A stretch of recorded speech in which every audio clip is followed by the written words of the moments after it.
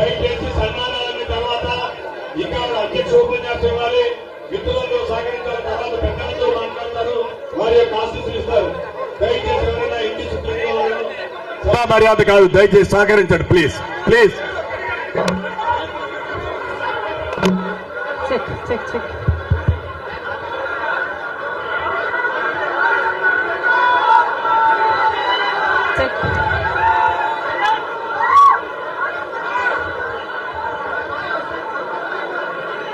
రాజశేఖర రెడ్డి గారు,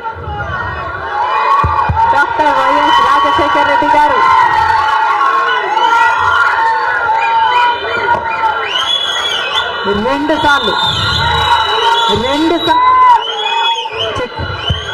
రెండు సార్లు ఇదే పిసిసి పదవిని చేపట్టారు. మళ్ళీ 2 సార్లు రాజశేఖర రెడ్డి గారు ముఖ్యమంత్రిగా గెలిచారు. అదే పిసిసి పదవిని, అంతటి బాధ్యతని రాజశేఖర రెడ్డి బిడ్డను నమ్మి వైఎస్ షర్మిలకు కాంగ్రెస్ పార్టీ, సోనియా గాంధీ గారు, రాహుల్ గాంధీ గారు, ఖార్గే గారు, కాంగ్రెస్ పార్టీ పెద్దలందరూ నన్ను నమ్మి ఈ బాధ్యతనివ్వడం రాజశేఖర రెడ్డి బిడ్డకు గర్వకారణం. మరొక్కసారి చేతులు జోడించి ఇంత బాధ్యతను, ఇంత నమ్మకాన్ని నా మీద ఉంచినందుకు మరొక్కసారి కృతజ్ఞతలు చెప్పుకుంటుంది రాజశేఖర రెడ్డి బిడ్డ. ఆంధ్ర రాష్ట్రానికి చెందిన ఇంతమంది నాయకులు, ఆంధ్ర రాష్ట్రానికి చెందిన ఇంతమంది కాంగ్రెస్ నాయకులు, కాంగ్రెస్ నమ్మకస్తులు,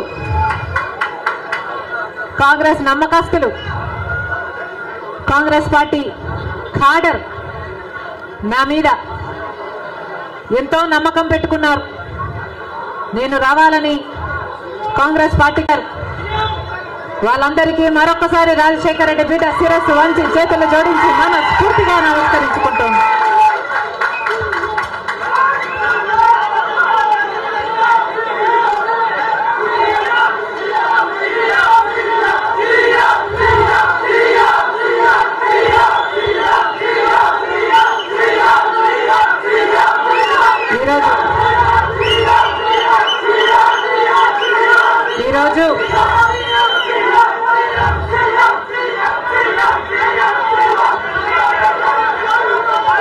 ఈరోజు ఒక్కసారి మీకు తెలియని విషయం కాదు, మీడియాకు తెలియని విషయం కాదు, ప్రజలకు తెలియని విషయం కాదు. కానీ గత 5 సంవత్సరాలుగా ఆంధ్ర రాష్ట్రంలో యువజన, శ్రామిక, రైతు కాంగ్రెస్ పార్టీ అధికారంలో ఉంది. అంతకుముందు 5 సంవత్సరాలు తెలుగుదేశం పార్టీ అధికారంలో ఉంది. ఈ 10 సంవత్సరాలుగా రాష్ట్రంలో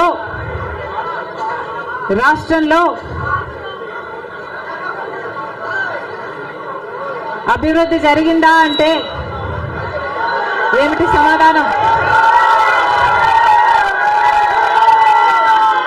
మన రాష్ట్రం ఏర్పడే నాటికి మన రాష్ట్రానికి ఉన్న అప్పులు 1,00,000 కోట్లు.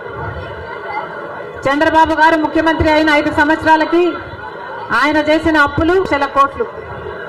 ఆ తర్వాత వైసీపీ ముఖ్యమంత్రి జగన్ రెడ్డి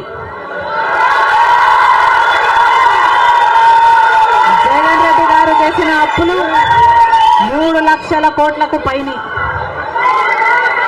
మొత్తంగా ఈరోజు అప్పులు 6,500,000 కోట్లు. రాష్ట్రానికి చెందిన అప్పులు, కార్పొరేషన్లకు చెందిన లోన్లు, చెల్లించాల్సినవన్నీ కలుపుకుంటే 10,00,000 కోట్ల అప్పుల భారం ఆంధ్ర రాష్ట్రం మీద ఉంది.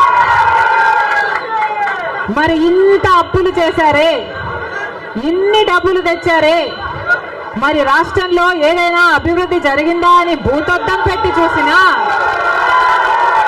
ఎక్కడా కనిపించదు. రాజధాని ఉందా? రాజధాని కట్టగలిగారా? రాజధాని కట్టడానికి డబ్బులు లేవు. కనీసం ఒక మెట్రో అయినా ఉందా? ఆంధ్ర రాష్ట్రంలో ఒక్క మెట్రో అయినా ఉందా? విజయవాడలో కనీసం ఒక్క మెట్రో అయినా ఉందా? ఎక్కడా లేదు, కనిపించదు. 10 సంవత్సరాలలో కనీసం 10 కొత్త పెద్ద పరిశ్రమలైనా వచ్చినాయా? రాలేదు.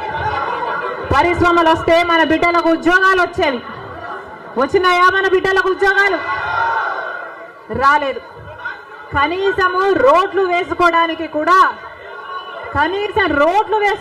కూడా డబ్బులు లేవు ఆంధ్ర రాష్ట్రంలో.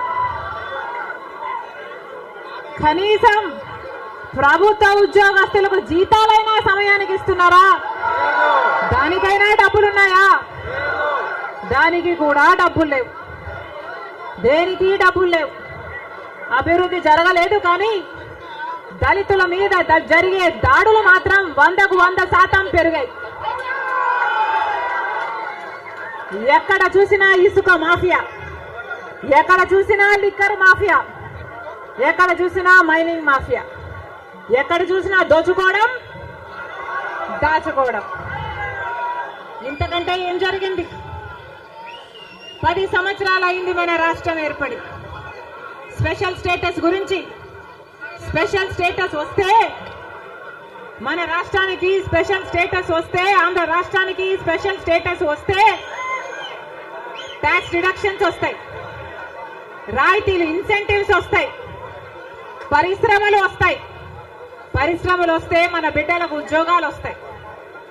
కానీ 10 సంవత్సరాలైనా స్పెషల్ స్టేటస్ మాత్రం ఆంధ్ర రాష్ట్రానికి రాలేదు. రాలేదు అనడం కంటే పాలకులు తేలేకపోయారు అనడము కరెక్ట్. ఉత్తరాఖండ్ లో స్పెషల్ స్టేటస్ వస్తే 2000 కోట్ల పరిశ్రమల స్థాపన జరిగింది. దాంతో ఉద్యోగ అవకాశాలు 500% పెరిగాయి. హిమాచల్ ప్రదేశ్ లో స్పెషల్ స్టేటస్ వాళ్ళకి ఇస్తే 10,000 పరిశ్రమల స్థాపన జరిగాయి. మరి మనకుందా స్పెషల్ స్టేటస్? ఎందుకు లేదు స్పెషల్ స్టేటస్? ఎందుకంటే పాలకులు స్పెషల్ స్టేటస్ తేవడంలో విఫలమయ్యారు, వాళ్ళకు చేత కాలేదు కాబట్టి. కాంగ్రెస్ పార్టీ ఆ రోజు స్పెషల్ స్టేటస్ 5 సంవత్సరాల కోసం ఇవ్వాలి అంటే బీజేపీ పార్టీ ఏమంది?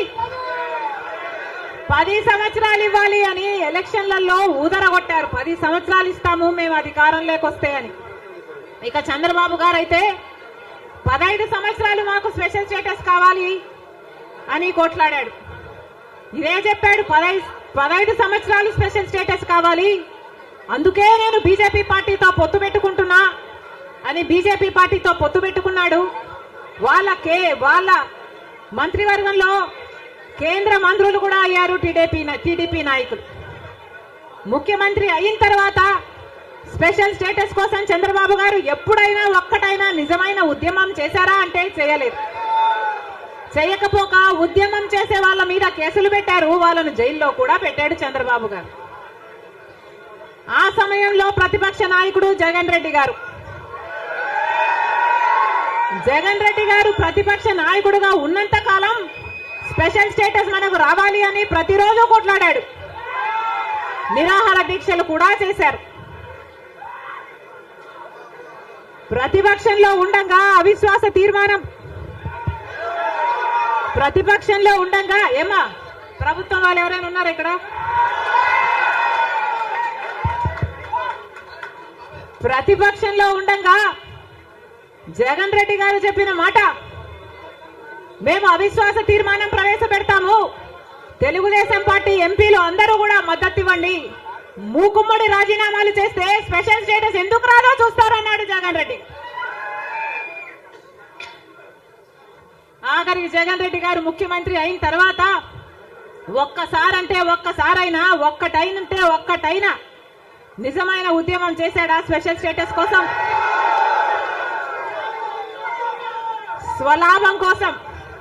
స్వలాభం కోసం రాష్ట్ర ప్రయోజనాలను తాకట్టు పెట్టింది వైసీపీ. ఈ రోజు మనకు స్పెషల్ స్టేటస్ లేదు కదా, కనీసం ఒక ప్యాకేజ్ కూడా లేదు. ఉన్న ప్రభుత్వమైనా ప్రతిపక్షమైనా ఒక్కటంటే ఒక్క నిజమైన ఉద్యమం చేసింది లేదు. ఈ రోజు మనకు స్పెషల్ స్టేటస్ లేదు అంటే ఆ పాపం ముమ్మాటికి చంద్రబాబు గారిది, ముమ్మాటికి జగన్ రెడ్డి గారిది. స్వలాభం కోసం ఇద్దరు ప్రజల ప్రయోజనాలను తాకిట్టు పెట్టారు. టీడీపీ అంతే, వైసీపీ అంతే, దొందే. అమరావతి రాజధాని అమరావతి అన్నాడు చంద్రబాబు గారు. సింగపూర్ను చేస్తానన్నాడు. 3D గ్రాఫిక్స్ మొత్తం గుర్తుందా? 3D గ్రాఫిక్స్ చూపించాడు చంద్రబాబు గారు. పోనీ అమరావతి రాజధాని అయిందా అంటే అది కాలేదు. జగన్ రెడ్డి గారు వచ్చారు. ఒకటి కాదు 3 రాజధానిలు అన్నారు. పోనీ 3 రాజధానిలు అయ్యాయా అంటే ఒక్కటి కూడా లేదు. ఈరోజు మనకు రాజధాని ఏది అంటే ఏదో మనకే అర్థం కాని పరిస్థితి. ఒకటైనా ఉందా అంటే ఏదీ లేదు, ఒక్కటి కూడా లేదు. మరి ఏమి సాధించుకున్నట్టు? పోలవరం ప్రాజెక్ట్ ఎప్పుడో 1941లో పోలవరం ప్రాజెక్టు కట్టాలనుకుంటే సాధ్యపడలేదు. ఆఖరికి రాజశేఖర్ రెడ్డి గారు ముఖ్యమంత్రి అయిన 2004లో రాజశేఖర్ రెడ్డి గారు జలయజ్ఞంలో భాగంగా పోలవరం ప్రాజెక్టును స్థాపించడం జరిగింది. రాజశేఖర్ రెడ్డి గారు ముఖ్యమంత్రిగా ఉండగా పోలవరం ప్రాజెక్టు చెందిన కుడి ఎడమ కాలువల పనులు కూడా చాలా శాతం చేశారు రాజశేఖర్ రెడ్డి గారు. మన దురదృష్టం రాజశేఖర్ రెడ్డి గారు వెళ్ళిపోయారు. ఆయన చనిపోయాక మళ్ళా పోలవరం ఒక్క అడుగు కూడా ముందుకు పడలేదు. చంద్రబాబు గారు పోలవరాన్ని తాకట్టు పెట్టారు బీజేపీ దోస్తీ కోసము. ఇటు జగన్ రెడ్డి గారు బీజేపీతో దోస్తీ కోసం పోలవరాన్ని తాకట్టు పెట్టారు. అంతేకాదు బీజేపీ అధికారంలో 10 సంవత్సరానికి 2 కోట్ల ఉద్యోగాలు ఇస్తామంది బీజేపీ పార్టీ. 10 సంవత్సరాలలో ఎన్ని కోట్లు వచ్చుండాలి? 20 కోట్ల ఉద్యోగాలు వచ్చుండాలి మన దేశంలో. ఆంధ్ర రాష్ట్రానికి కనీసం 1 కోటి ఉద్యోగాలైనా ఇచ్చిందా బీజేపీ పార్టీ? పోనీ 10 లక్షల ఉద్యోగాలైనా ఇచ్చిందా బీజేపీ పార్టీ? కనీసం 1 లక్ష ఉద్యోగాలైనా వచ్చినాయా? లేదు. ఆంధ్ర రాష్ట్రంలో 1 లక్ష అంటే 1 లక్ష ఉద్యోగాలు కూడా ఇవ్వలేదు బీజేపీ పార్టీ. ఉన్నవి కూడా ఊడాయి. బీజేపీ పార్టీ ఆ రోజు చెప్పిన మాట, రైతులకి ఆదాయము డబుల్ చేస్తామన్నారు. రైతుల ఆదాయం డబుల్ చేయడం ఏమో గాని రైతులకున్న ఖర్చులు 10 ఇంతలు పెరిగాయి. ఈరోజు అప్పు లేని రైతు ఉన్నాడా? అప్పు లేని రైతు ఎవరైనా ఉన్నారా అని ఎవరిని అడిగినా లేదమ్మా అప్పుల పాలైపోయాం. రైతు అన్నవాడు ఆత్మహత్యలు చేసుకున్నా గానీ ఎవ్వడు పట్టించుకునేవాడు లేడు. మరి ఎందుకున్నట్టు బీజేపీ పార్టీ అధికారంలో ఏం చెప్పారు? స్విస్ బ్యాంకులలో విదేశాలలో ఉన్న బ్లాక్ మనీ మొత్తము తీసుకొస్తాము, అన్ని పేదల చేతుల్లో పెడతాము అని చెప్పింది బీజేపీ పార్టీ. పెట్టారా? పేదల చేతుల్లో 1 రూపాయినా పెట్టిందా బీజేపీ పార్టీ?